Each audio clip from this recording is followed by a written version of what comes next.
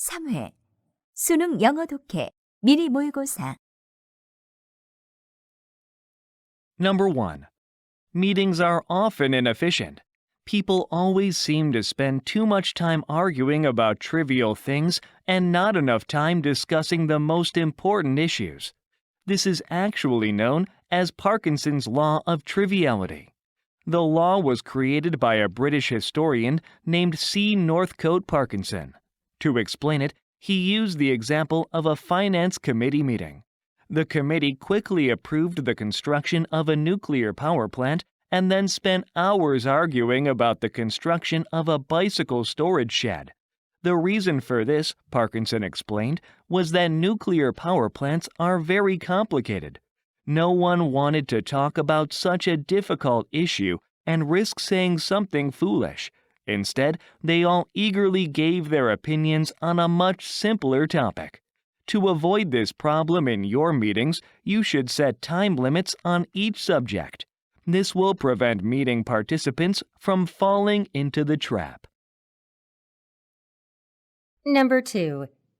At the beginning of the 21st century, the U.S. government took an important step in terms of environmental protection by announcing a policy to develop a national hydrogen infrastructure.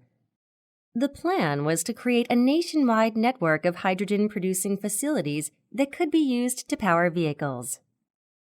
Although the first phase of the project is nearly completed, the government is now predicting that fossil fuel consumption will continue to increase.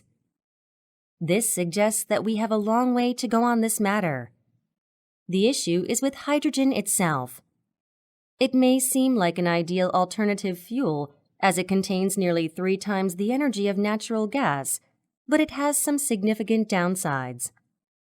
Unlike oil and gas, hydrogen has to be made before it can be used. Moreover, it is difficult to transport and store. For these reasons, it is needlessly expensive when compared to other alternative fuels. Although promoted as a wide-ranging solution to all of our energy needs, hydrogen is unlikely to have a great impact anywhere but on the nation's highways. Number 3. The environment of an airplane cabin has a strong effect on passengers' senses of taste and smell, and thus it can significantly reduce their enjoyment of in-flight meals. Because the relative humidity of an airplane cabin is low, the mucous membranes that line the nasal cavity can easily become dried out, which weakens one's sense of smell. Similarly, taste receptors on the tongue can be weakened when the mouth becomes dry.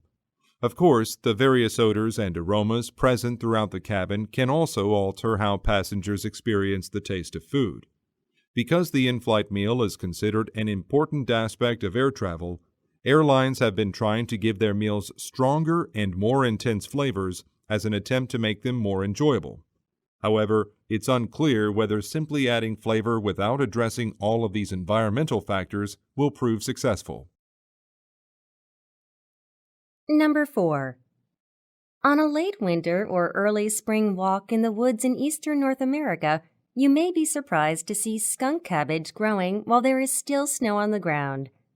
The skunk cabbage is known for its ability to generate temperatures that are 15 to 35 degrees Celsius higher than the surrounding air in order to melt its way through the frozen ground. Despite the fact that it flowers amid snow and ice long before most other plants bloom, it is successfully pollinated by insects that also emerge early in the season.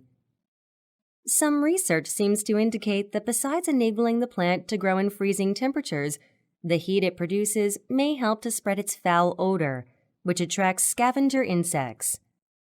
These scavenger insects may be even more enticed to the flower because of its warmth, further promoting pollination. Number 5. Although it is often said that facing your fears is one of the best ways to extinguish a phobia, doing so can be problematic. Exposure therapy, which compels patients to deal with frightening situations that gradually escalate in degree, has even been called unethical by some psychiatrists due to the high stress levels it makes. As an alternative, some mental health professionals have been turning to virtual reality. For example, instead of having patients with a fear of flying take an actual flight, they can be given special headsets that simulate the experience. In another scenario, people who are scared of heights can cross a narrow beam placed between two cliffs. This would be exceedingly stressful, not to mention dangerous, in the real world.